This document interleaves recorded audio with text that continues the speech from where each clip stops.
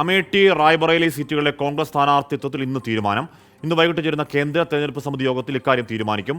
റായ്ബറേലിയിൽ പ്രിയങ്ക ഗാന്ധി മത്സരിക്കാനാണ് സാധ്യത.